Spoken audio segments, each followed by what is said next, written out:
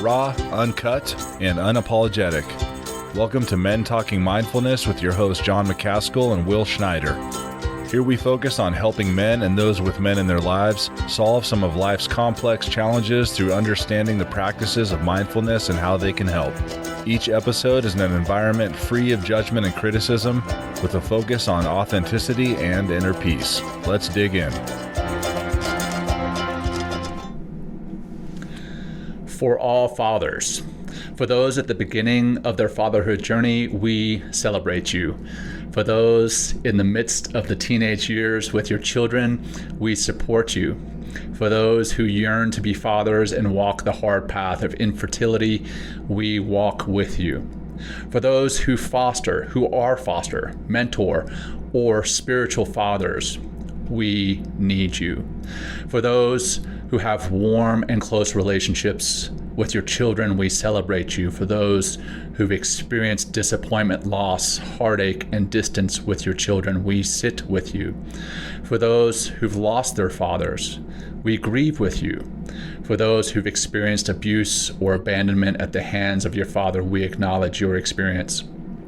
For those who continue to guide their children and the next generation as grandparents, we anticipate with you. For those who are seeking to foster cultures of integrity, creativity, and belonging, we appreciate you. We remember you and need you. I can see from our guest's face, he wasn't expecting that. This is from a Father's Day video from our guest, Travis Goodman. I just love the message. Travis is a licensed marriage and family therapist who is with us today to speak about men and depression, and we're going to have a focus on fathers. Hello, everyone, and welcome back to another episode of Men Talking Mindfulness. I am your host, John McCaskill, joined by my co-host, Will Schneider. Today, we're diving into that topic that is often under-discussed but profoundly impactful. Men and depression, with a particular emphasis on fathers. We're honored to have Travis Goodman with us. Travis is not only a licensed marriage and family therapist, but has a rich background in holistic mental health, and he runs his own podcast, Therapy for Dads. He's got his YouTube channel for that. He's trained and certified in Attachment-Focused-EMDR, emotionally focused couples therapy, and dialectical behavioral therapy. That was a mouthful. Hopefully I got that all right. His mission is to equip us all with the tools and skills for a peaceful, balanced, and fulfilled life. Travis, welcome to the show, brother. Thanks for having me on, guys. Yeah, I'm so stoked to be here. And I was definitely surprised that you read that. I was like, wait a second, I know this. I know this. It sounds so like I felt like I was in church or something. It felt like it was like a prayer. So thank you for that prayer. That was awesome. Again, Travis, we're thrilled to have you on, and for our audience, we're thrilled to have you listening and tuning in, whether that's live or in podcast form later. And thanks for helping us to grow the show and for becoming more mindful. Now, that all said, and out of the way, I'm going to turn it over to my brother from another mother, Will, over there in New York City, who has some exciting announcements. We do have some exciting news. Our merch store is finally open. The Men Talking Mindfulness merch shop is finally open. You can check it out at mentalkingmindfulness.com/shop. So check it out. We're offering t-shirts, hats, mugs, tumblers, and more. John over there, look at that hat. John's rocking one of our new hats, right? And I got to say, so in line with the show and our tagline of being raw, uncut, unapologetic, in full transparency, you may experience some sticker shock at first. You might be thinking, these prices, what's the deal, man? $44 for a t-shirt? What the fuck? We hear you. So here's the lowdown. The price you see and pay covers everything. The print on demand, the plus shipping, handling, and taxes, and like the whole enchilada. And here's the kicker. We're not pocketing a single dime from this. We are just about breaking even. So like Zen balance in the world of the podcast merch, we set up this way because We're all about spreading mindfulness and community vibes, not padding our wallets. So when you snag your shirt or mug or whatever you decide to choose on our mentalkingmindfulness.com/shop link, you're supporting the show, spreading mindfulness and looking awesome while you're doing it. There you go. Think of when you're sporting your new MTM merch, it's like a mindfulness fist bump from us to you. So thank you for supporting. Boom. All right. Thank you for supporting the show in this way. And once again, it's mentalkingmindfulness.com/shop. Also, like a couple more things here. So thanks for hanging in there. Also, we're looking to start, we're going to do our episode. We're answering your questions in the form of a voice memo that will be played live on the air. So please, if you have a question or comment, you can send us a voicemail to be played and answered on the show. Simply text MTM to 33777. Once again, MTM to text MTM to 33777. And we're super excited to have you guys voicing the show. And lastly, we're actually now on TikTok. We're using TikTok platform. We have IG, which I know a lot of you guys are on, and also our YouTube. And you can find us just searching basically Men Talking Mindfulness. And that's our announcements. And let's dive into our opening grounding and breath practice, kind of to center and focus the show and, calm down this excitement. And right. So we're just I know, right? I mean, that merch short, John, we got merch, man. It's beautiful. So let's exhale. We'll just do 3 simple parachute breaths. Let's start with a nice exhale out the mouth. Easy. Really good. Empty. Let's take a nice big inhale through the nose. And exhale long and slowly out the mouth. Easy. Good. Another deep breath in. Beautiful. Exhale out slow. Make it slower. Relax a little bit deeper and maybe melt any tension you have in your body. Last one. In with peace. Out with stress. Good. Open your ears, open your mind, and let's jump right in. Travis, thanks for being here. Love having you here with us. Thanks for doing that quick little breath work to slow down. Right, exactly. Clear the mind. Yeah. Yes. And that's why we do it. I picked up on the in with peace, out with stress. That sounds like a Wim Hof. It is. Wim Hof sorry, I should quote. I'm quoting Wim Hof. But you have to do it with the accent. In with peace, out with stress. I don't know if I got that right, but I can try. Good enough. Hey, Travis, again, thanks for being here. Let's lay the foundation for our audience. Can you give us this kind of a brief overview of what holistic mental health means and how it differs from more traditional approaches? Yes, this could definitely be a longer topic, but the short and brief of it, like the elevator pitch, is kind of moving away from one-dimensional kind of medical model disordered. So, like you have major depressive disorder, or you have postpartum depression disorder, or an anxiety disorder, or whatever quote unquote disorder. Now, the caveat to that is not that that's necessarily a bad thing. I think there's some help in understanding certain, getting understanding like what's going on with someone to better treat someone. But what can happen is I think we could be so one-dimensional, and it's just this medical thing, and it's just you have this just disorder. And I think it become very stigmatizing, and then we can get stuck in these identities, these labels can become who we are. And now there are some people that sometimes that label really helps them and it brings relief. But I think by and large, we need to kind of almost like take a step back and get a more broader picture. It's not just this, you're not this label, this disorder, but there's more to it. And what I mean by holistic is we got to treat the whole person. So if someone's coming in with maybe some depressive symptoms, I'll say, or some signs, I'm not just going to say, okay, take this medication and get better and walk out my door, as the only thing I do. Or, hey, you have this label, here you go. go take this medication and maybe do some basic, do some CBT or some other therapy for 10 sessions and then move on. Now, again, for some people that might be what they really need, but by and large, what I'm seeing is more of the psychosocial, what is going on, what's the story, how did they get here, who are they, who is the person in front of me.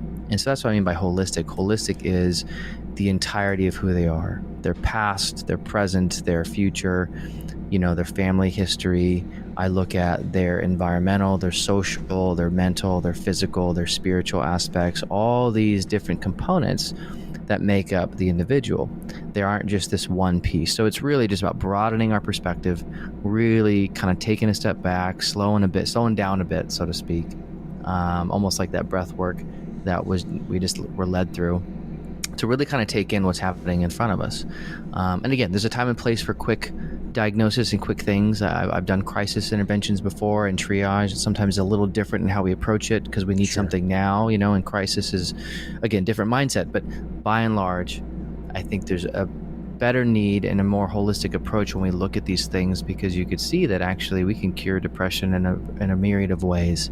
It isn't just one way. There's a lot of things we can do that I think we don't really look at initially, that we don't realize might be impacting our mood. And when we look at those things, we realize, wow, we could do a lot of work naturally, holistically, that we may not ever need to touch, like medication or a diagnosis. So that's kind of what I mean by that. Yeah, perfect. Well, you touched on depression there.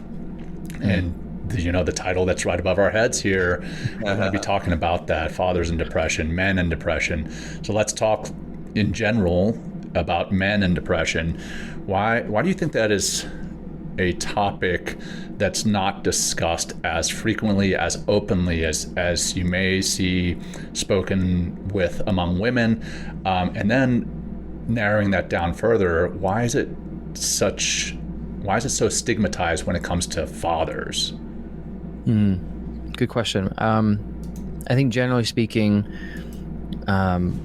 which you guys have addressed this on the show before, and read in these probably books and heard it, but a big one is obviously stigma and societal expectations, along with cultural expectations around what it means to be, a quote unquote man, or what it means to be quote unquote masculine. And certain things, classically, if I'm going to be very overgeneralizing here just to make the point, men should be stoic, strong, and again, strong in the sense of the narrowed view of strength of you don't show any signs of weakness or vulnerability. You don't show any signs of flaws, and then you got the societal expectations of what it means to be a man, a provider.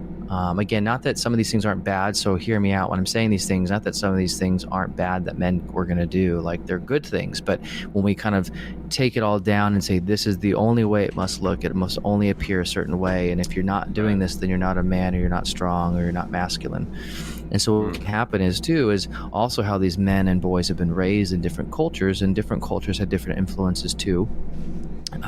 Asian American cultures, we got Hispanic, Latino cultures, we got, the typical white WASP cultures. We have all these different cultures also that influence too what it means to be a man. And what we'll see is that I feel like every culture I've talked with, or the most, and there's some I'm sure I haven't talked with, but all the ones we're probably familiar with all have some way of what they say a man should or shouldn't be, and what it means to be strong and not strong. And so as we're doing that, something else I think about, I work a lot with too, is the area around emotions, how men and boys have been socialized around what they're allowed to feel, what men feel versus what they don't feel. And some of the classic ones are, well, men don't feel sad, men don't feel hopeless or helpless, men aren't supposed to feel confused, all those more distressing emotions or anxious. It's more of, hey, you should just get over it, move on, be strong, get over it, don't cry, wipe it away, let's move on, we got to keep going. That's what men do. And so what could happen is men learn that certain emotions are not okay or not valid. And also I would posit that I think along those lines, men as they get older, begin to see or relate to certain emotions as a type of threat to their nervous system. And that's something that I'm kind of been working on more with in the most recent time, is really examining their nervous system, and when they're in a sympathetic state of like fight or flight when it comes to certain emotions, or freeze and shut down. So when I think of a lot of men I work with, feeling sad or anxious or stressed, is they go into their own fight, flight, freeze, fawn response of trying to navigate it, because those are threats to their system, because they're not supposed to feel these things. They're supposed to feel a different way. And so when these emotions come, they'll get aggressive, they can get defensive, they can numb out and shut down. So they find ways to deal with these emotions, and often in ways that are more harming and damaging in the long term, and often unproductive. And so those are some of the things I see when it comes to men. And then, fatherhood, to niche it down further, is, well, you take all of that, you put it in a blender with kids and not sleeping, and it's like, there you go. All the stuff that you already were dealing with, whether well or not so well, typically, especially in the first 6 months to a year, it everything just gets volumed up past, it's like the amp goes to 11, right? Right. And so, Spinal Tap reference, you haven't seen it. Or you get blended up. And so all those things, all those areas that you thought you might be able to compose, it almost becomes you are more ill-equipped, because now those areas of, I don't want to use the word weakness or flaws, because they're not, but areas where we have viewed them in an ineffective, unhealthy manner due to how we were taught, those areas just kind of get amplified. Right. And so then we have to really work even harder to deal with those areas that now we're feeling more, because now we're not sleeping, especially in the early phases, or now we're dealing with another human or humans, depending on if we have multiple kids or one, and then our spouses, and just life, and then work stress. So all these other stressors come on, and then what can also happen is then all those other traditional gender masculine roles can get piled on to what it means to be a provider, and what it doesn't mean to be a provider, and to be a dad, not to be a dad. And so then all those things start to boil, so to speak, and then begin to come out, and it's going to come out in ways, again, if we're kind of stuck in this very narrowed, boxed in view what to be a man, what we'll see is they'll begin to get holes and leaks in your box, and then you see guys trying to manage it all, and then they get stressed out and overworked, and then they can't keep it together. And so it comes out in ways of like aggression or depression, or irritability, moodiness, maybe thinking more, other things that they start to rely on to manage themselves. And then it just becomes really it becomes unmanageable. And then your family starts to feel it, your spouse, your kids. And so it gets to a point where then it bleeds out. And I think these men, when I do talk to them, it's not like they want it to come out, right? Sure. I think most men I've talked to are trying to do their best, but then they're just doing what they know. And they're not even aware as well, too. There's like kind of this lack of awareness of really what's going on for them. Because again, they've been taught that we don't really think or process any of this other more vulnerable stuff, and so we keep it down, and so we don't even examine it. It's like not even on the radar, because we've been taught to not even go there. So we're so good at keeping that stuff kind of contained until, it starts to kind of, that pressure just starts to kind of keep it, fight its way up. And I think you did you share this on my podcast, John, about the trauma in the basement working out? Yeah. I love that one now. So, box that trauma up, it goes down into the basement, and there's a whole set of weights down there, and it's just working out and getting stronger, and comes back stronger. And it's going to blow down that door. So it's coming out whether you want to or not. I think that's the reality. It has to come out somewhere. That energy has to go somewhere. Right. And eventually it's going to start to come out in some ways. Yeah, and sorry, Will, I don't mean to dominate this, but I'm just all good. While we're on that, and now my voice is cracking, of course, because I'm getting all emotional. Definitely turning the amp up, right? Turning the amp up to 11. That's definitely what I've felt since becoming a father. But I've also felt over and above amplifying these expectations as a man. There's also additional feelings that I didn't have before. like shame about even feeling a depression, sadness, any type of vulnerability, because I am the father in the household. And I grew up, one of 5 children. I've got 3 older sisters and a younger brother. And my father's a very loving man, very kind, would do anything for any of us. But there was also that traditional masculinity kind of model in our house, in that I was the 4th child of those 5. And whenever my dad would go away, even though I was the 4th child, he would pull me aside and say, hey son, you are the man of the house now. And no, I don't even remember how old I was, but and I found myself doing that with my son now. My son is 4. Wow. And I'm saying it somewhat innocently. I'm like, hey buddy, you're the man of the house. But I don't think about the repercussions of that message saying, hey, you are the man of the house. You must provide and protect, even as a 4-year-old. Now as a father, I feel that I must provide and protect, and there is no way that I'm going to add a burden to my family by telling them that I am struggling with anxiety, that I'm struggling with stress, that I'm struggling with sadness, that I'm struggling with finances, whatever the case is. No way am I going to be an additional burden to them, because then that if I'm doing that, then I'm failing as the protector, because now I'm not protecting them from these. So it's amped up for sure, at least from what I'm feeling. It's amped up, but it's also additional stressors added onto it because of the role of the man, but also because of the role as a father in the family, or expectation that we put on ourselves as the father. Quite often those expectations aren't even necessarily the full expectation. Sure, they might be part, but we put those on ourselves quite often.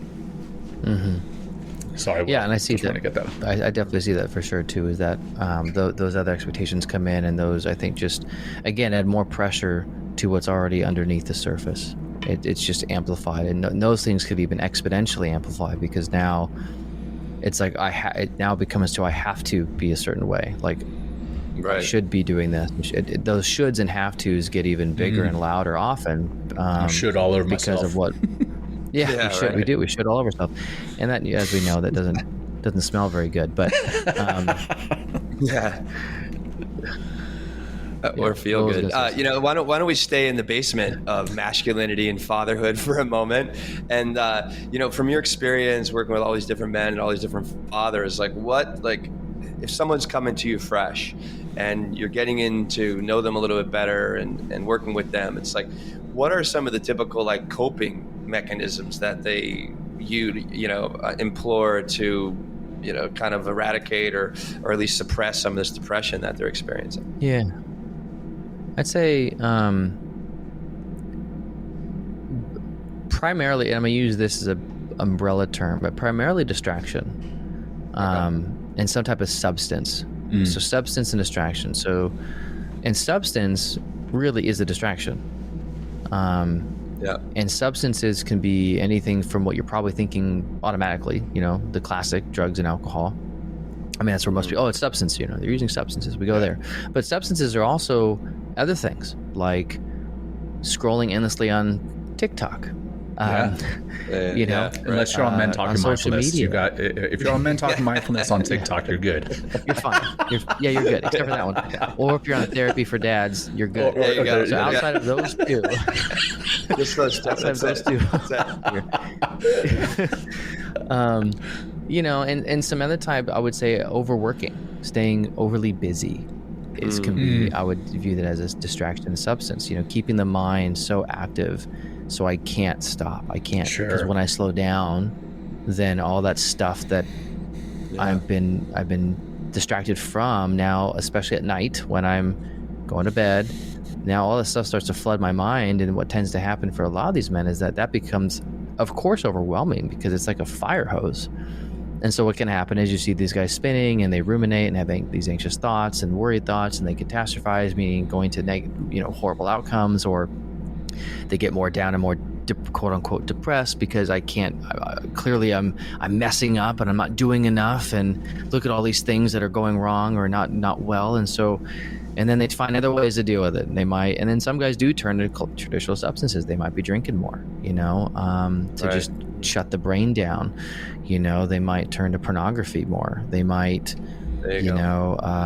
just watch just a bunch of random stuff just to distract. And so, because what they're doing too, and this is something that I find, and I do a lot of education around men, and I'm so convinced by this now through my training with, over the past few years through the Polyvagal Institute, how important and foundational being aware of our body and our nervous system, how that is really, everything's built upon that. That's like the core foundation. And how a lot of men really are so disconnected from awareness of what the body's saying and communicating in their nervous system. Because a lot of these guys, they're stuck in a fight, flight, activated state, a sympathetic state, or in a frozen state. And what they do is to kind of propel them to regulate as they find ways to regulate their nervous system. So for example, guys coming home from maybe working 12 hours, he's feeling maybe quote unquote depressed or anxious, overwhelmed with all the responsibilities of being a dad, a father, a partner. Maybe he's already feeling like he's not doing enough. Provider. So we get provider, protector, and he's just probably struggling with just stress at work, just all the stuff. And for years doesn't really have a healthy outlet, has been a lot of repression, suppression, keeping at bay, distracting. And so all this pressure's building. And so, he comes home and then maybe his kids they're just being kids and they're struggling with their little brains developing and their emotional regulation. And so they have a quote unquote tantrum or a behavioral quote unquote problem. And so then dad gets either typically super irritable and yells a lot or screams or whatever and just has no patience, or just numbs out and checks out and just leaves, and then leaves his spouse by themselves and just like literally exits, right? And becomes kind of a very unhelpful, or again, yelling or doing something like that, resorting to kind of threats and punitive punishment because, I don't know what else to do and I'm overwhelmed already. And then when that's all done, then he's at night sitting there and now his thoughts are coming. And then he's like, I'm feeling so overwhelmed and anxious. I don't know what to do. And so I drink. And so what that drink does is that moves me out of my sympathetic fight flight state, but it actually puts me into a shut down dorsal. So dorsal vagal is kind of that's a disconnected state, a depressed state, which feels a lot better. And then kind of an activated up here kind of overwhelmed state. And so we get depressed, but it's not grounded in safety. It's actually grounded in disconnection and isolation. And so that can then propel that kind of depression, and you get more depressed, more isolated, and then you get more disconnected. And I don't talk to my spouse because why would I burden her? Sure. I don't want to be seen as weak. I don't want to put more pressure on her. And so then I don't say anything to her. And often these guys don't have actually good guy friends that they talk to. Right. They're just, they don't have that kind of relationship. They have maybe guys they kind of shoot the shit with. And again, that's fine. Not that that's bad, but a lot of these guys don't know how or have a roadmap often for kind of what it means to have a vulnerable, intimate relationship with another guy friend. Yeah. And they'll write that off. And so these guys are really kind of these solo lone wolves trying to navigate it, and they're suffering in their own kind of internal silence. And now people are seeing maybe signs, but they don't see that. They just see that he's angry or irritable or has a drink, maybe he's drinking too much and things like that. They don't really see what's, the boy, so to speak, inside who's really terrified and hurting and needing someone to see him and be with him. And so we don't see that. And often the spouse doesn't see that. Often the spouse will get the kind of the brunt of the defenses. And then they often react too out of their own survival state because they're trying to survive too, right? And so it creates this tension and everything else. And so it just creates this problem. So that's typically what I see. And I know it's a little narrative, but no, it's good. Some people might be relating to that as they are, man. The comments are coming in on the side here. Thank you for diving into this. This is exactly what I've felt, but worse. So exactly what you're mentioning. So as men, what we're seeing is that we're ill-equipped to properly handle some of these emotions that we may experience. Mm-hmm. So with that, can you share a few essential tools or strategies that men, especially fathers, but men as a whole, can incorporate into their daily lives to cultivate mental well-being. Yeah.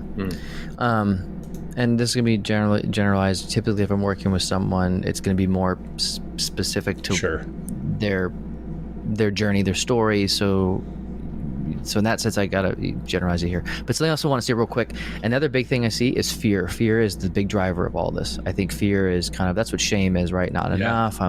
Fear of failure. Fear of not being a provider. So it's all fear-based. And also, too, what can happen is some of these guys, by the way, might have tried reaching out for help and then got shamed for it. Yeah. And so then they've also learned, too, well, I've already tried that. It's so vicious. It's so incredibly vicious. Go ahead. Yeah. So then why would I reach out again? I've already, my nervous system knows that's a threat. Yeah. So that doesn't feel safe to me. And that's all subconscious. So and then when you ask, I was like, well, I tried asking. I went to this person, or maybe they could try to go into their spouse, and their spouse was stuck in their fight or flight state, and it wasn't a good response, or maybe the way they delivered their help was in an effective way. So all they know is I'm not doing that ever again. I'm never going to go down that path. Right. Not doing it. And then they get in my office sometimes because they've had crisis or something else happening, and so then they're kind of in that kind of crisis state again. So I do want to say that the fear is such a undercurrent theme: fear of being hurt, fear of being harmed, fear of being it's just a threat. So, and real quick, while you mention that, I want to put out that fear is not weak, right? Just like vulnerability is not weak. Fear is a natural human response, and doing something about that fear instead of hiding behind a bottle or social media or not telling anybody, hiding, that's the weak side. But doing something in spite of that fear, going and seeking help from someone like yourself, Travis, going and seeking help from a friend or a family member, and admitting that you are in a challenging time, that is courage, is overcoming that fear, right? Doing it anyway. Right. So since you mentioned that so much of what it is that we're experiencing is based in fear, I wanted to just touch on that. Sorry. Yeah. So. Yeah, and that fear too, I think is here, in our head. Yeah. And the other part is the fear is in our body. And that's that's the polyvagal, that's our nervous system, where it's below our conscious. It's more of a felt thing. So sometimes it's even hard to pinpoint for some of these guys because it's more of an automatic reaction, because to ask for help is a threat, and that's actually dangerous. So my nervous system takes over and puts me into a disconnected state because that's safer for me. That's why I would say it's further even from weakness. I would say yes, and it's an adaptive response to the threat. So it feels safer, even though long term it's actually not what they need. But in terms of the nervous system and the brain, is that feels safer to do this than to actually try and risk the courage, so to speak, of harm again. And that's, I think, a big part of it too. Right. And you were going to dive into some of the essential tools and strategies before I interrupt. No, I mean, I interrupted myself because I wanted to add that in too. Thanks so much to say. I love it, Travis. Thank you. And that's the problem is you start talking about these things and it's like you're like, well, and then there's this, and then there's this, and then there's this, because it's not just a simple answer. Right. And you're not to talk about it. Right. Yeah. So some things I do. Well, first and foremost, I need to understand who they are. I need to know their story. I need to know all the way back to, I know classic stuff, but I need to know their childhood. I need to know where it began and the relationship. What was the model of emotions in the home? What was the model of conflict in their home? What was the relationship like with their father, with their mother? Why are those things important, Travis? Just to kind of break it down a little bit more, why are those things important? Well, and this goes to the science of attachment. It is, the science of attachment really is about being born into the world in this sense of safety, that we're supposed to have caregivers that provide a sense of safety for us, that connect with us, and that's physical safety, but that's also mental, psychological, and emotional safety. And that starts off, actually, some would even argue, in the womb, right? That What is mom feeling, thinking, dad feeling? What's the energy of baby coming into the world? That there's definitely some research that have examined that of, can in womb and utero, what's happening and how those emotions and things affect kind of like stress hormones in mom or dad and like how those affect baby. So that's a whole other thing, but it starts really at that point. And then when baby comes into the world, is actually living and breathing out of the womb, then that starts. And how mom or how dad, how caregivers respond to baby's cues when they're crying. Are they responsive? Do they engage with the baby? Are they timely? Are they consistent? Now, not perfect. It's not about being perfect, 'cause no parent's perfect, but it's consistency and dependable, that the baby learns that mom, dad, caregivers, whoever that might be, their team they're gonna meet my needs. They're gonna be there for me, and that creates a sense of safety and then a sense of being seen where I am. So, for example, if baby's crying, it's like I go pick up my baby, and I'm often soothed by physical touch, and I might talk softer. I might say, maybe they fell down. It's like, oh, you got hurt. Oh, I'm so sorry. That hurts. And so I'm seeing them where they are. I'm acknowledging, I'm validating, which then brings a sense of soothing as I hold them, and I'm kind of soothing their nervous system with my calm nervous system and physical touch and affection and validating them, which then builds in their brain this map of feeling secure in the relationship, that they're secure with us. And that, goes through childhood and adolescence and adulthood. And then even into romantic relationships, we have the same thing, meaning, can I depend on my partner? Do I feel that my partner sees me? Do I feel that my partner now, I can soothe with them and I can turn to them and talk to them, and they'll meet me where I'm at and validate me? Right? That would be considered a secure attachment. And why that's so important is because typically, if someone's coming out with that, I would say I would say majority of those people are not in my office. Right. Because they've learned that emotions are okay, and that Right. people are dependable, and that people are trustworthy. Not perfect, but we can repair when there is a rift in the relationship, and we know how to manage conflict and emotions and relationships. And so I know I'll get through this. I'm not really dealing with a lot of shame that I can't overcome. I could probably overcome my own sense of like inadequacy and or shame thoughts, because I've been taught and had these relationships to help guide me and mentor me. Typically, what I see in my office is not that. It's usually, and I'm going to generalize here for men, a lot of guys, is that they were told not to feel certain things, or maybe the parents weren't responding to them in a timely way, or maybe their parents were a threat to their nervous system, so yelling at them, feeling certain things. And so the kid, when they're already in a state of distress, the parents are now a threat to their nervous system, and they now yell at them, or maybe even spank them, or do something else. And so now it's this kind of chaotic relationship that now what's supposed to bring safety brings harm. Or maybe they're not responding in a timely manner enough that people won't respond to me. And so I learned that, people are going to come anyway, so I just got to numb out and check out and not feel. Or my parents are unpredictable, that sometimes they come to me half the time, other half the time maybe they're like anxious and upset with me, right? So it's kind of it's kind of this constant, that's more anxious. So I feel kind of this like, I'm unsure, like, do I talk to them? Do I not talk to them? I'm kind of anxious, and gosh, my feelings, I feel like it stresses my parents out to have certain feelings. So I learned, I got to maybe care for them now, because my mom or my dad is more upset, and I had a need, but I got it. So then they start taking care of their parents. So those are more the insecure types, right? One is more an avoidant, a numbing. One is more of that kind of anxious, I'm not sure.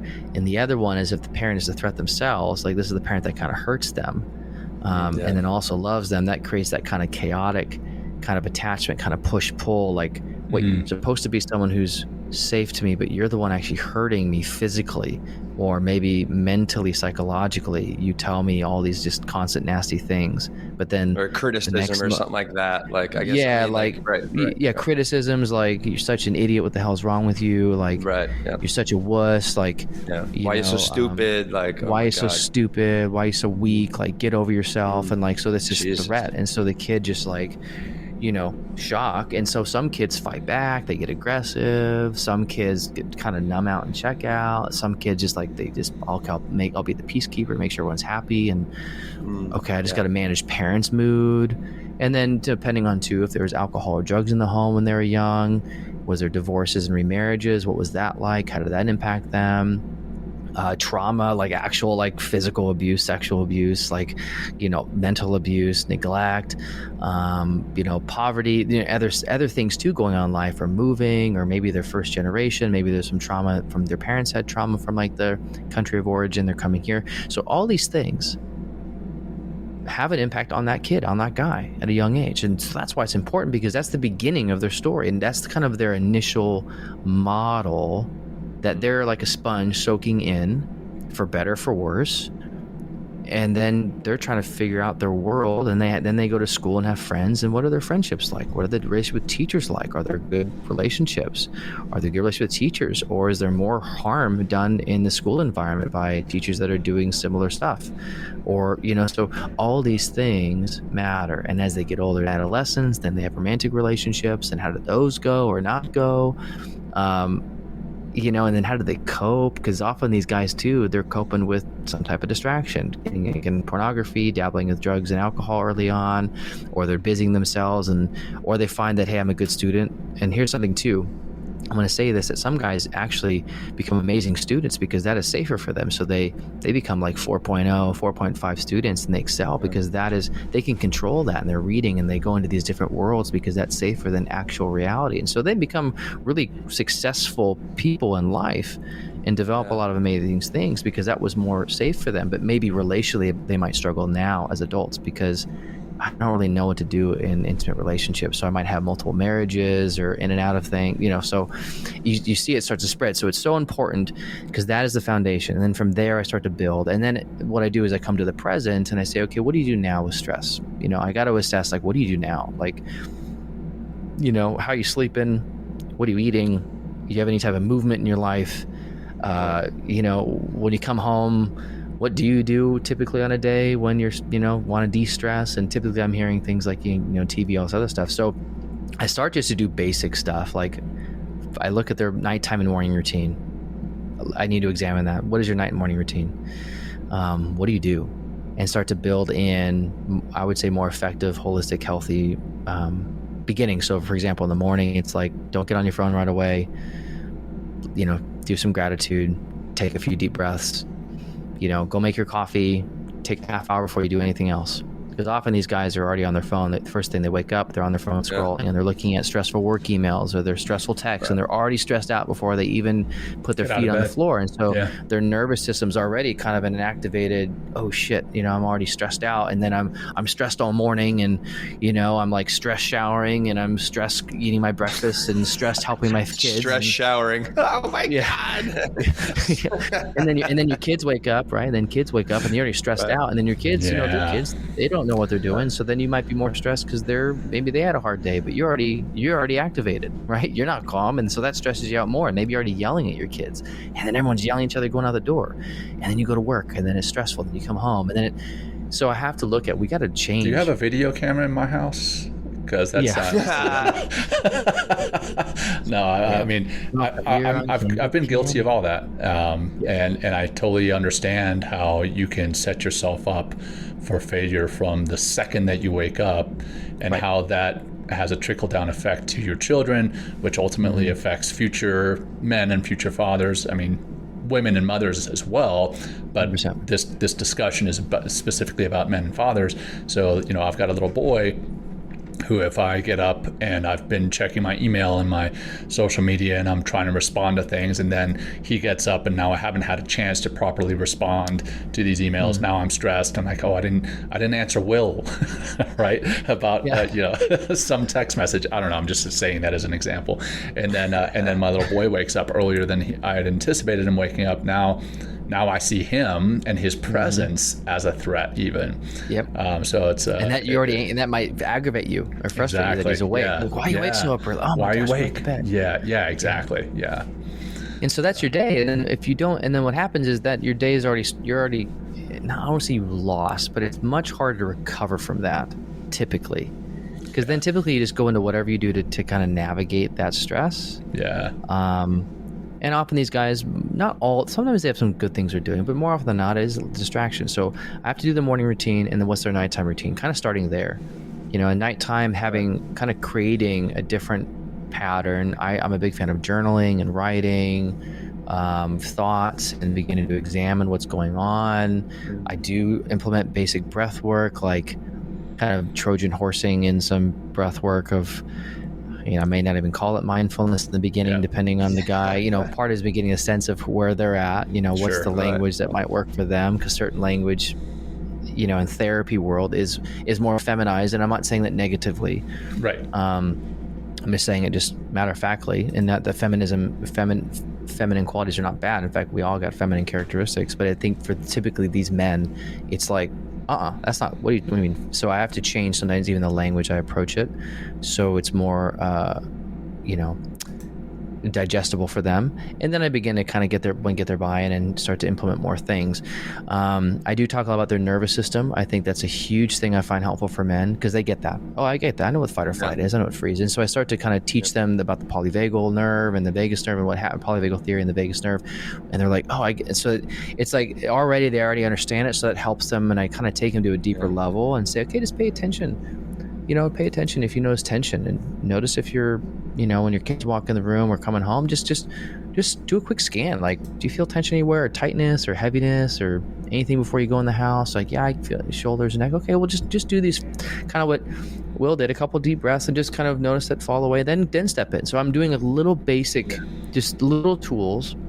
Do some journaling too. I like kind of doing the high and the low, especially for these guys at night. What's a high and a low moment? Meaning, something that got frustrated, annoyed. What happened and what emotion did it evoke? Just to kind of build that, like, do a rep, so to speak, of lifting that muscle. And then what's a high point? Something that was positive, or something you felt you took a good stride in, or step in, or learned something new. And, what emotion or emotions did that pull up? So trying to see how events are tied to emotional states and bodily states. So I do that too. And then as I do more work, I add in more, maybe longer breath work, more, and then I maybe talk about mindfulness. And then often I do other work too, maybe with EMDR, depending on some of these shame messages. I identify that, that not enough and where did that come from. And so I'll use EMDR and some other techniques to kind of help heal some of that and talk about it. So, but again, initially it's morning, nighttime routine, kind of getting a sense of what they're doing well, building on that and saying, hey, let's try these things, giving them basic understanding of their nervous system, why that matters, and also kind of basic other skills that are helping them kind of, so to speak, be in the ocean of emotion, so to speak, so they learn and get some level of comfortability in small doses, and then taking a break, like giving them, like, just do 30 seconds and come back out. Like, just getting used to what it feels like and getting them a sense of agency, and that they're feeling like they're building a muscle, and then start to kind of add more. So those are just some quick things I do. And then I'll tailor it as well, depending on the person. Well, what does that look like? I mean, we told you what it looks like, but the average man that you might work with, like, how long would it take them to start to adapt even just one thing?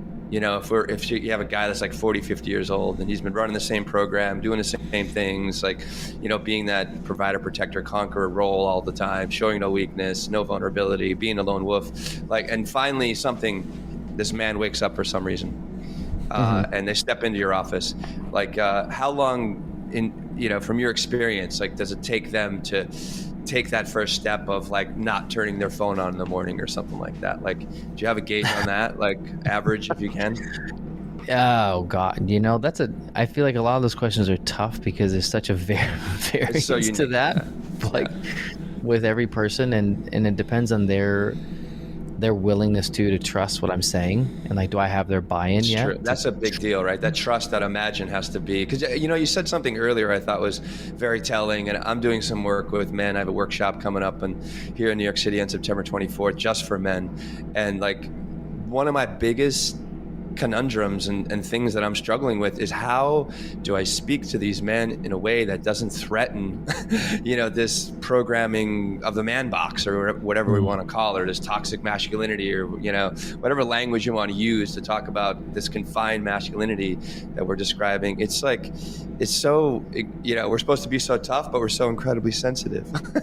Anyway, thank you, Travis, for dropping in here, describing this, or talking about this average man, if you will.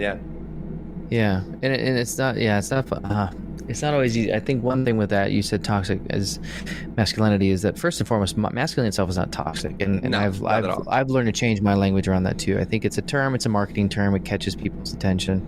I get it. You know, it's all over social media. And it's like other terms too. People misuse it. But I think there's some truth in what they're saying, but I think it also is misrepresentative, and it leads you astray from what we really need to get at. I think more so it's like that one-dimensional view of masculinity, or what it means to be a man. That's what's like toxic about this. I think, Phil, that's the way that I like to talk about toxic.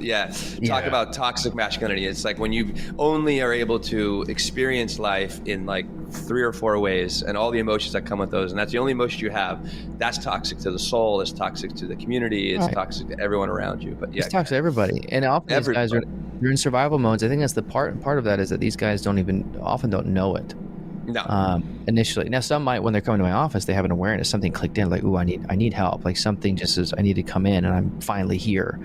But all the other guys typically are stuck, and so that's the hard part, is how do you get them in, and the time frame really changes. I've seen some guys come in and they just hit the ground running. I mean, week 1, I like to give guys assignments, and they thrive on that. You go do this and come back and report how it's going.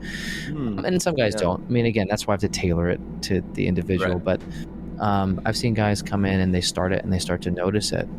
Or sometimes they're doing it and they're like, Travis, I feel like nothing's different. I'm like, okay, that's what you're noticing. Great. So it's actually working, right? So you're just aware that this is a hard thing, and it's hard to do these things. And so it's actually, that tells me it's working. Now we got to redefine what movement looks like in this world, that it's going to feel like there's not a lot of movement, and maybe that what you're used to, it's not going to be like, oh, you're going to go into that gym and lift like 4 plates on each side and do, a deadlift. It's like, good luck, right? I mean, you have to start with the bar here. So we're doing bar exercises. I know it, and we have to redefine that's doing work right now, and having some humility and ego of like, hey, this is just, and right now, this is hard.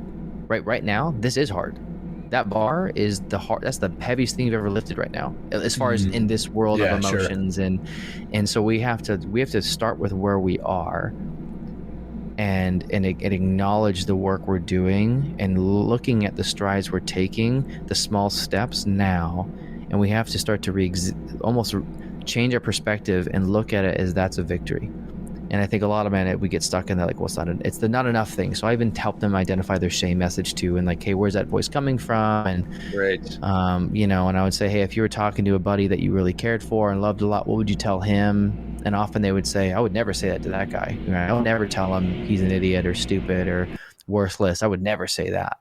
And I'm like, well, you're that guy, and like, that's the friend technique. And they're like, yeah, but it's me. I'm like, okay, we'll work with that. We'll keep working. You have the but. But, and so it's little by little, and some guys do take longer. Again, it's I had one guy I'm thinking of it's a combination of some, but it took a good 6 months of really doing a lot of work. EMDR, had little movement, but constant panic attacks daily.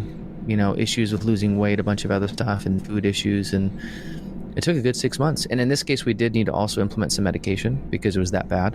And so we needed some other kind of, boost of, neurochemicals and things like that to help shift on top of the work. But this was a guy who was desperate, and he did the work every day. But it wasn't like within week 1, he's like, my life has changed. No, we did weekly, hard, like intense, I guess it's like doing buds, but for the mind, right? Buds training, but for the mind. And we were doing it, like really, really doing it. And now, I mean, gosh, like we worked really hard for 6 months. And then at 6 months, it's like really things it was a huge, like all of a sudden increase. And then we started just kind of riding that wave, so to speak. Nice. And things really started to shift. And we started doing more deeper work. But then he felt a difference. But it was like a good 6 months before there was really any felt difference, but he kept doing it, and that was the key. Like, he kept practicing, even though he's like, I don't really feel like it's doing much. I'm like, I get it, trust me. And he had that trust, and we just kept going. And now it's like, I don't even see him anymore, which is great. He graduated, and that's one of those amazing things. You get to see someone, their whole life is different and better and changed, and they're doing their thing, and they're flying, so to speak, on their own. which is such an amazing thing to do and to be part of as a therapist, is to see that happen and be like, and now he's like, yeah, you're right. It was hard, but I'm glad I stuck to it. Like now I might go share your story with other guys, other friends that you know, because your story is now going to impact them better than I can impact them, because they're going to see the difference in your life. And that's the beauty of this, is that they get to now impact their families, their friends, their work, a whole area of influence that I would never be able to touch, which is the coolest part of this process. Well, like, was this guy a father?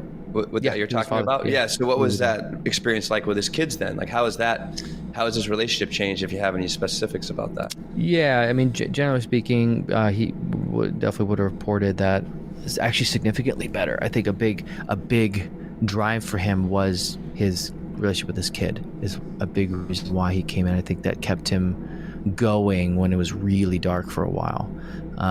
It was like that was the light, so to speak, that he clung to, of like, this is why I'm doing it, is for my kid. And it definitely, the relationship changed too, obviously, as he got healthier. The relationship blossomed more because he realized, in a way, unintentionally, just from his own stress and stuff, was just missing the mark quite a bit with his kid, and more easily frustrated and annoyed, and just the relationship just at times would have more distress between it. And now, obviously as we got better, he night and day difference, more time and enjoyable time, and with the spouse too. So he was noticing it with the whole family. And now very different, more peace, more calm, more connection, more relationship. And then it's funny, his focus shifted too. His focus was more on his work initially, of the provider. I got to do more and make more. And it shifted, and I didn't even tell him to do this. It just kind of naturally one day, he just said, something shifted in me that, yeah, that's important. But he's like, actually, what I'm realizing more and more, that I've been trying to chase this thing, is trying to fix everything else. I'm realizing that actually got me worse off. And what's most important is my relationship with my kid and my spouse. And that like, it was a huge shift on his own, that just the work we were doing, it clicked. And then he's like, yeah, I know I need to make money because we got bills. Like, so obviously there's that, but he was trying to prove his worth in his job. And that a lot of what was driving too was childless stuff with parents and dad, his dad, and trying to be enough. And so he was trying to find it in, how much money he made, how much was in the bank, having a certain house and a car. And that became this kind of really just bottomless hole pit of trying to prove his worth. And so as we did that deeper work, it like began to shift from, I know I need money, but really it's about my kid and my spouse at the end of the day. And then that I remember when he came in, it was like I felt the energy difference when he sat on the couch. I was like, oh, there's something different. And he's like, yeah, it was, and he felt it. He's like, there's something I've been chasing. And he's like, I feel so much just at peace, even though there's a lot of unknowns in life. I'm like, it's okay, because I'm investing here and having boundaries around work. He's like, it's the first time I've done this. It's like, I left work at 6 and I was not looking at emails till 12 o'clock at night. He's like, I just told them no. And I'm like, good for you, man. And so he's like, because guess what was there the next day? The same emails. He's like, I just was stressed about it. I'm like, yeah, you're right. Right. So it was really cool. Like, he was one of my favorite cases to work with, just for seeing just a massive shift in his entire family life. So I'm excited. I haven't heard from him in a while, but maybe one day he'll reach out and say hi again. Thing. Yeah. I mean, that shift that you just mentioned, that's tied very closely to an episode that we recently did with Michael E. Long, one of the co-authors of The Molecule of More, all about dopamine and how dopamine can be good and that it drives us to continually progress, but we can get addicted to it and we never reach that point of enough, because we're constantly looking for more and more and more, no matter whether you have, the nice truck, the nice home. If you have that nice truck, now you're going to be looking for a Lamborghini. If you have a nice home, you're going to be looking for a castle. If you have a castle, you're going to be looking for a castle on the moon. And it's just continually getting more and more. And with that, we never reach that enough state, right? And the other side of that is the male ego that's tied to being that provider.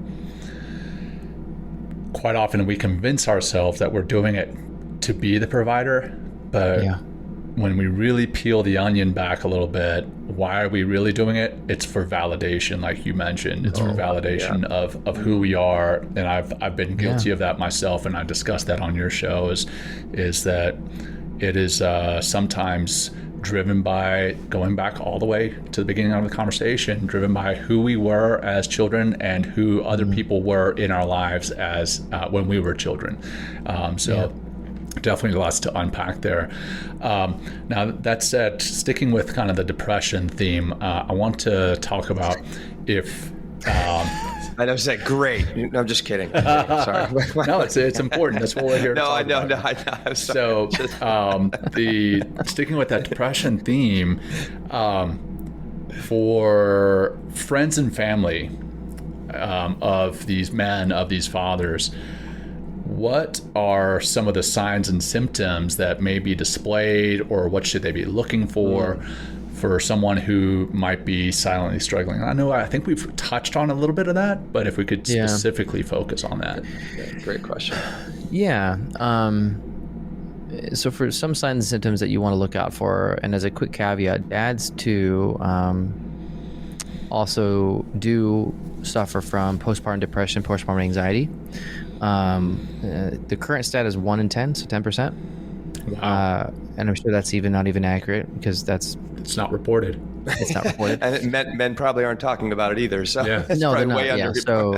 So it's a thing, and that comes, and what can cause that is, sleep deprivation and, all just the stress of everything else. Also, men do experience hormone changes, by the way, which is, most think like, what? Hormone changes? Like, yep, absolutely. Andropause, right? I think it's called andropause. Is that right? Yep. Yeah. So it happens. But again, most because of lack of education. And so just to say that's a real thing that men do face, just like women, and it's more prevalent than we think. Even for women, it's actually much higher. It's much more common than not common. And it's not that no one did anything wrong or bad. It's just that it's like the shift, unfortunately, with the shift of change, and then not sleeping, and how that could just is, by the way, like torture, and it can put you in a depressed state. Yeah. And so, but some of the other signs, I would say, some classic signs, for sure, are, especially on men, is more irritability and higher frustration and anger, especially if you notice a shift, maybe how he used to be, and now you just noticing he's more irritable, more easily frustrated, just yelling a lot more. You're seeing a shift. That's one sign. Now, you want multiple signs. Just because he has it, by the way, may not mean he's depressed. It might just mean he's stressed out, right? But that's a sign. Some other signs are maybe he's eating less or more. Maybe he's drinking more than typical, or maybe picked up drinking. Maybe wasn't drinking before, or maybe was drinking like once a month. There's now drinking like every other day or daily. Other ones would be noticing maybe he's pulling away, and again, some of this is just becoming apparent, but maybe outside of that, he's maybe isolating more from relationships. Maybe he's maybe not engaging in certain things he used to do, like for enjoyment. Like maybe he used to play music or guitar, but he hasn't touched the thing in months, but he used to play all the time. Or maybe he used to also have some other hobbies, I don't know, like taking photos or camera, or maybe he collected rocks or something. I don't know, whatever he did, or tinkered in the garage on his car. And maybe he doesn't do that anymore, just isn't really doing anything. You might notice too, he might be more, maybe just kind of sluggish and slow too. That's the other way it could look for some guys. They maybe not more irritable, but maybe they're more kind of just slower and just not really, they're more checking out, kind of more absent-minded. They might, when you talk to them, they might almost not seem like they're paying attention and kind of zoning out. They might ask, hey, what did you just say? Having you repeat more stuff more often than not. And then some of the other ones too that you might not know that's happening internally for them is they might be feeling more feelings of guilt and worthlessness. They may not be communicating, probably won't be communicating that to you, but they're feeling more guilt and worthless. They might be feeling like they have lower energy and they're more tired. They feel like, even though they might be sleeping, but they're just drained. They might be struggling with completing work tasks and home tasks more, like just not completing as much and really slowing down. And on, other times they might struggle with suicidal ideation and thoughts too, on the more extreme, if they're really, really depressed and down, like that just starts to kind of fill their mind more, and that becomes more serious. So those are some of the things that the signs and symptoms to be looking out for, some of the classic ones. And for some too, like erectile dysfunction too, and low libido, low sex drive. I do, but also becoming a new parent, that's also sometimes that's just part of the change as well, by the way. You're not having sex as much, especially the first 6 months to a year, if not more, depending on so there's all these things. So you can't just look at one and say, oh, they're depressed. You got to examine all these things and kind of assess, and then I would say be curious and approach them not out of blaming or shaming, but just kind of noticing and just asking, and you might have to ask them a lot, because you might need to retrain their brain that you're a safe person. They may not trust it yet to be even asked or to be honest, because they've been asked before and they're used to kind of just not saying what they think. And so you might have to just listen with curiosity, ask repeatedly. Don't say, why are you so lazy, or what's wrong with you, you're not completing a task, right? Like, it's more of, hey, I'm just noticing, like, you're just more tired lately, everything okay? Because again, we might approach it with, you're not doing as much, and so then, or why are you so lazy, or why are you so irritable? Like, even though that's true, it's like, if we go there, it's just you become a threat to their nervous system. And so we want to actually come in and be curious. Hey, I noticed you've been more, I noticed that maybe you've been yelling more with the kids. Are you okay? Everything going on? I know I yell to some of the kids too. We all have those moments, but I just noticed it's a little more. Everything all right? Like, how's work? How's, and so, and they might still say, oh, I'm fine. And that's okay. Keep asking, right? It's almost like response. Yeah, it's no, I'm good. Again, I don't, because again, that comes to I'm that. fine. I'm fine, right? Feelings inside, not expressed, right? So. Oh, wow. I've never fine. heard that. Oh, yeah. Oh, wow. Feelings inside, not expressed. So fine is, I love, that's my favorite response. People come sit in my office. How you doing today? I'm fine. I'm like, okay. Let's talk, and so. Yeah, break that. Again, you should say that again a little slower. Fine. I just want everyone to hear this. Might be on our shirt, but go ahead. Yeah. Yeah. Feelings inside, not expressed. I love it. I'm fine. And again, that's because that's part of their defense too, is to not show that they're weak or a burden. So they're gonna say they're fine, especially if that's where they are, if that's their thing. So I'm gonna be fine. I don't want to burden you. I can't trust that, so I'm gonna say I'm fine, because that's also keeps me in survival mode. Is I got to tell myself I'm fine. Right. I gotta keep moving. I gotta keep going. And so you might get fined for a while, but I think the more you listen with genuine curiosity, trying to understand, noticing, pointing stuff out, behavioral changes without like a threat. Like, I just noticed you haven't, I just noticed you haven't played your guitar in a while. Like, what's going on there? Like, whatever you notice about them, you start to point out the behavioral changes in a way that's kind of asking to help them you understand. Help me understand. I'm noticing this. How are you doing? So, because then it starts to help them see it too, because they may also not see it. Sometimes they don't notice the change, but you might. So those are some signs and symptoms. We had Reinventing Masculinity on, the authors of that show, and Ed Adams has this group called M3, right? And they have just one rule of M3, and it's like, no man shames another man. That's it, one rule. And just through that, so it reminds you what you're talking about, right? So if you're going to approach somebody with, be like, dude, why are you being so fucking lazy? It's like, what do you expect my reaction to be, right? Or why, versus like, hey, like you said, approaching them like in a kind, compassionate way, and just trying to, get on the inside a little bit, and see them, as a loving human being that needs help, instead of like looking at them as a problem and shaming them, with why are you so lazy? Because that's criticism, right? Why are you so lazy? You never help. You're always this. You're always angry. Well, there might be truth to that. That's just that's not meeting them where they are. And I'd reverse it, like, what if someone came to you that way, like you said? What if they? Is that actually a question, or is that like they just shot you like with an arrow? Like, like the Gottmans talk about this, right? They would call it a harsh startup. The Gottmans, 50 years of research on couples therapy. That's a harsh startup. That's criticism. That's going to put you into the 4 horsemen of the apocalypse, right? Which I'm going to defend myself. I'm going to numb out, and so you want to do a soft startup. Hey, what's going on? Help me understand. I've noticed this. You've been tell me about this. It's the other analogy I give is when you're doing this with a guy. And imagine playing, you're throwing a ball back and forth with him. You could ping a fastball at his face, and he might catch it, if he's skillful. But he also might just get smacked in the face with the with the ball, and that's just not going to feel too great, and you're going to just like get him pissed off, which, I'd be pissed off too if I get pinged in the face with a fastball, right? So I'm going to go in defense mode, and it's, I'm going to go into fight flight and probably just like yell back or throw the ball back. That's part of the famous stuff. So, and then we get mad at him for getting mad that we pinged a fastball at his face. Or if I threw the ball like completely opposite direction of him and then got mad for not catching the ball, right? So Great it's analogy, like, okay, we want to toss our partner, and I teach this to men too, actually, all the time when they're talking to their spouses. Like, you want to toss your partner a ball that they can catch, or at least have the opportunity or capacity to catch. Yeah. So when you're throwing ball back and forth, you're just tossing the ball back. You're not pinging fastballs unless they know you're doing that. But you're throwing the ball back and forth. It's nice. It's slow.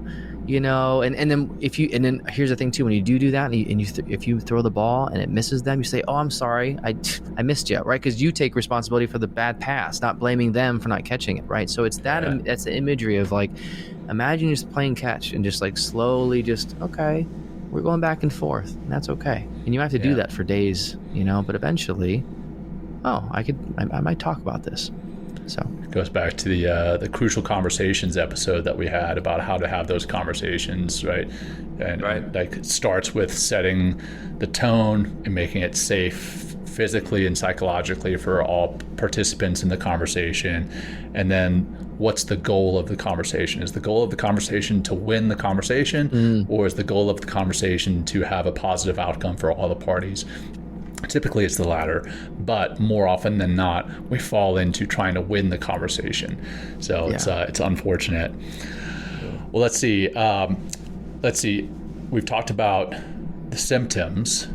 If family members are seeing those symptoms, how to even approach that. What about if there's listeners that are seeing those symptoms in themselves? What would you recommend for them as the first step in addressing those feelings and seeking support? The first step, I would just approach yourself with just compassion. Love it.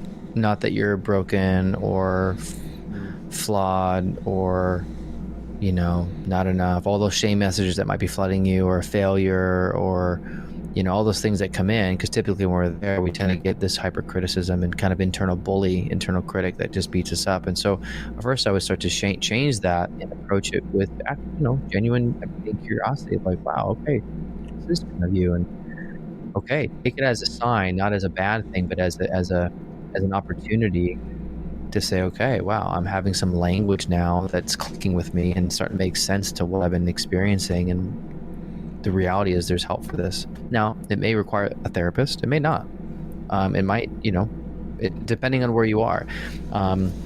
It might mean you have someone you can talk to. But I know that some of you may not have that. And so sometimes a therapist for some people is the first person they can actually talk to that listens to them with genuine empathy and validates them. Because a lot of people I've talked with, their family, you think turn to your family, like, no, sometimes family is the threat. Sometimes that's where the abuse is. And so I'm not going to turn to them.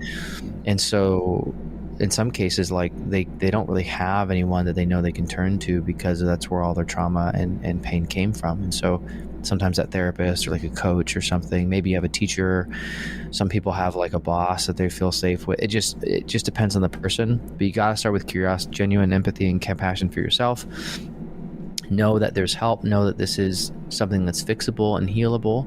Know that there's different paths to get help in this, whether it's with a clinician. Obviously, if you're more extreme and you're having maybe suicidal thoughts and things like that, then I would recommend maybe reaching out to a clinician, just because they're going to have some more training on better assessment and helping you give some skills and tools to really help that and really look at you more effectively, just from our skill set as experts in that of knowing what to look for. But if you're not that extreme, if you're just noticing some of these things, do that. Maybe start journaling, maybe recording how you're doing, what you're feeling and thinking in your head, and start writing some stuff down, like, how am I doing? Maybe start changing some of the stuff we talked about today, and like, what's your routine and how do you talk to yourself? Are you shaming yourself? Like Will said, like, that's a great group rule, but that's a great internal rule for yourself. Is like, how are you talking to yourself? what do you tell yourself? Have you taken on all those messages, negative criticisms, and like that's just the voice in your head now that you talk to yourself that way? And that's one of the first things I would say is start to catch and change, even if you don't believe it yet. But start to change that internal dialogue, because that's toxic. That dialogue that's the poison. That's going to eat you up inside. Amen. So those are some things I would say. Right on. Thank you. Let's see. Well, I want to respect your time, man. You've given us so much great stuff here, and I love what it is you're doing. For our listeners, what's the best way for them to find you and find your podcast, find what it is that you're doing? Yeah. So a couple places. One, Instagram, I have a presence on there, a therapy for dads, and that's with the number 4. That's on Instagram. That's also the name of the podcast, Therapy for Dads, which is on Spotify, Apple, Google. And then I'm also on YouTube as well, which I put up both podcast episodes and other just mental health content. And that's just my name, just youtube.com/Travis Goodman. Goodman is how it's spelled, Goodman. And that's where you can find me up there, which is, again, mix of podcast episodes, clips, and then just other mental health kind of holistic content of teaching, education, and skills that I go through. So that's the easiest way to get a hold of me and find me and message me and ask questions. I'm more happy to point in the right direction or respond. I think I'm a friendly guy. I've got to point out the I was going to say irony, but it's not irony. It's the fact that your last name is Goodman. It's branding. I can so tell perfect. it's branding. Did you change your last name for the branding? I was thinking the same thing. No. I tried registering that domain name, but I had to pay like whatever $100,000 from GoDaddy or something. So I couldn't. I tried to do Goodman Therapy, and it just didn't. It was already taken because domains. I gotta love domains, man. Right? It's a scam. Don't you wish you'd bought a whole bunch of domains back in the 1990s? I have actually. Have you sold on a any? bunch? I'm waiting. No, but maybe someday. That's hilarious. You never know. It takes one time someone to make it. I'm going to pay you this. I'm squatting. Yeah, good for you. Too bad you're not squatting on Men So that's the best way to get a hold of me, and Jon will be on it here. I'll be releasing an episode soon, and I need to have Will on to complete the. There you go. Complete the circle. I need to complete the circle of life. Well, awesome, brother. Been fantastic having you. For those who tuned in, thank you for tuning in live. For those who tune in later in the podcast, thank you for listening. We appreciate you as our audience. We sincerely appreciate you. And if you've gotten something out of this episode, which I know you did, please share it with your friends, your family, your colleagues, whoever you feel could benefit. Please give us that review and subscribe. Now I'll turn it over to Travis to wrap it up with a final grounding practice, and then we'll say goodbye. Okay. So walk with me on this one. This is, I guess for some of the men, it might be a little like, why am I doing that? But just bear with me and trust me. I ask for your trust on this one. But first, like Will had us do, just notice the chair you're sitting in, or if you're in your car, or if you're on your bed, listening and laying down on the couch. Just kind of notice. Take a breath and just notice the contact you're having with the surface you're sitting on. And as you breathe in, just kind of notate the sensation. And as you breathe out, just acknowledge and just observe what it is you're sensing. And just notice how that holds your weight, holds your body. Notice if you have any tension in kind of your back or thighs or glutes, shoulders. And if you have any tension anywhere at all, just acknowledge it. And as you breathe in, just kind of focus the attention on that space of your body, maybe even tensing it a little bit more. And as you breathe out, release that area, that muscle, that tension, allowing it to kind of sink into the chair or the surface you're sitting in, kind of like it's kind of getting washed away. And now we're going to practice a little self-compassion. So I want to take your right hand, place it on your chest and heart, and take your left hand and kind of place it on your cheek and under your jaw and cheek, and kind of almost like you're holding your head, and almost maybe even lean your head a bit on that hand as you're holding your head up. As you're holding your chest, just notice what that feels like to be held. And kind of breathe into it and just relax into the hold of your hand as it holds its face and its chest. And this is a bodily act of safety and compassion that you can give to yourself every day, no matter where you are. And begin to hold yourself, not harm. And take one final breath, breathe in deeply, and slowly exhale, dropping your shoulders. And you can release your face and your chest and relax your arms and open your eyes when you're ready. Thank you, Travis. Brother. That was really awesome. Appreciate that. Yeah, great conversation today. I knew Will would appreciate the compassion piece. Will's been in this really intensive self-compassion course, and everything. Yeah, it's fantastic, man. So thank you for wrapping it up with that.